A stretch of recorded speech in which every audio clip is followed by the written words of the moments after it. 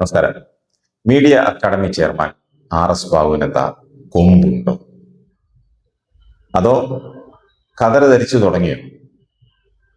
ഭരണമാറ്റം കണ്ടില്ലെന്ന് നടിച്ച് Kerala media academy chairman സ്ഥാനത്ത് കടിച്ചു തൂങ്ങുന്ന സഖാവ് RS ബാബു കതറ് ധരിക്കാൻ തുടങ്ങിയോ എന്നൊരു സംശയം.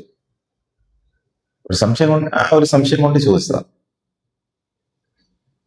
ദേശാഭിമാനി തിരുവനന്തപുരം മുൻ ബ്യൂറോ ചീഫ് എന്ന നിലയിൽ രാഷ്ട്രീയ നിയമനമായിട്ടാണ് RS ബാബുവിനെ ഒന്നാം പിണറായി സർക്കാർ കേരള മീഡിയ അക്കാദമി ചെയർമാനായി നിയമിച്ചത്. തെരഞ്ഞെടുപ്പ് ഫലം വന്നയുടൻ മറ്റ് അക്കാദമി ചെയർമാന്മാരും ഒട്ടുമിക്ക ബോർഡ് കോർപ്പറേഷൻ ചെയർമാന്മാരും രാജിവെച്ച് സ്ഥലം കാലിയാക്കി.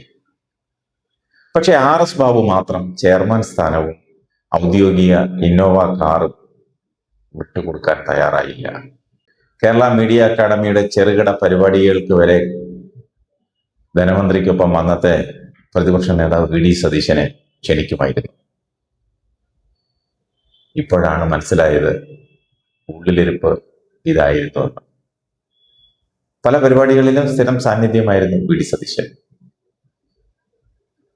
പ്രതിപക്ഷ നേതാവിന് സ്ഥിരമായി വേദിയൊരുക്കി ഉണ്ടാക്കിയ സൗഹൃദം കസേരയും കാറും നിലനിർത്താൻ സഹായിക്കുമെന്ന പ്രതീക്ഷയിലായിരിക്കും പാവം സഖാവ് ബാബു. CPM-ന് നാണക്കേടാകുന്ന ബാബുവിന്റെ തറക്കളിക്കെതിരെ പാർട്ടിക്കാർ തന്നെ ഒളിയമ്പുമായി രംഗത്ത് വന്നു. ദേശാഭിമാനിയുടെ മുൻ Kannur bureau chief Raghunath Facebook പോസ്റ്റിലൂടെ ഇക്കാര്യത്തിലെ അതൃപ്തി പരസ്യമായി പ്രകടിപ്പിച്ചു. കോൺഗ്രസിലെ അക്കാദമി ചെയർമാൻ സ്ഥാനമോഹികൾ അവർ വന്ന് ഇറക്കി വിടുന്ന ദിവസം വരെ ശമ്പളവും കിമ്പളവും പറ്റി കടിച്ചു തൂങ്ങാനാണ് സഖാവ് ബാബുവിന്റെ ശ്രമമെന്നാണ് സോഷ്യൽ മീഡിയയിൽ കണ്ടത്. അക്കാദമി ചെയർമാൻ സ്ഥാനത്ത് ഒരു വ്യക്തിക്ക് തുടർച്ചയായി 2 ടൈമിലധികം പാടില്ലെന്ന അക്കാദമി ഭരണഘടന വ്യവസ്ഥ അതുപോലും ലംഘിച്ചാണ് സഖാവ് RS ബാബുവിന് പിണറായി സർക്കാർ തുടർച്ചയായി 4 ടൈം അനുവദിച്ചത്. എന്താ മോശമാണ്?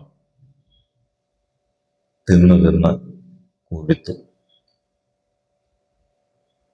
ഇതിനെതിരായ പരാതികളിൽ അക്കൗണ്ട് ജനറലും വിജിലൻസ് വകുപ്പും അക്കാദമിയുടെ ഭരണവകുപ്പുമായ PRDയോട് വിശദീകരണം തേടിയിരുന്നു.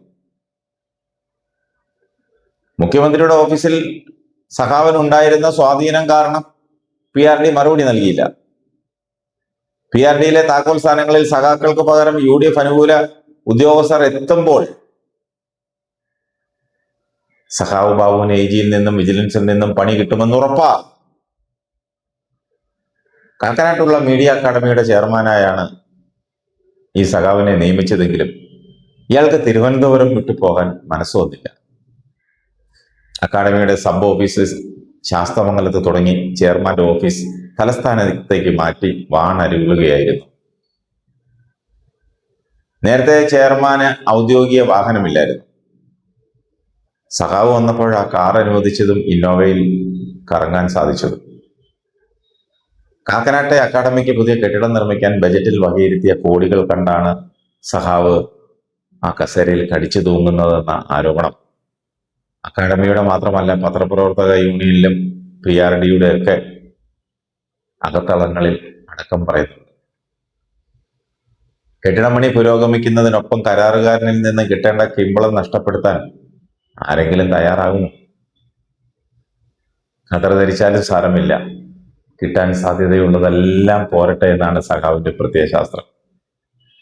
ഇത്രയൊക്കെ ആയ സ്ഥിതിക്ക് ഒരു നിമിഷം മുൻപേ രാജിവെച്ച് പൊക്കിയുടെ സഖാവെ, പാർട്ടിക്ക് കൂടി നാണക്കേടുണ്ടാക്കാതെ.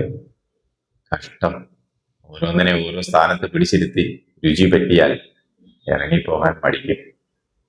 ഇനി കുത്തിനു പിടിച്ച് ഇറക്കി വിടുന്നത് കാണേണ്ടി വരുമോ എന്നാണ് തോന്നുന്നത്.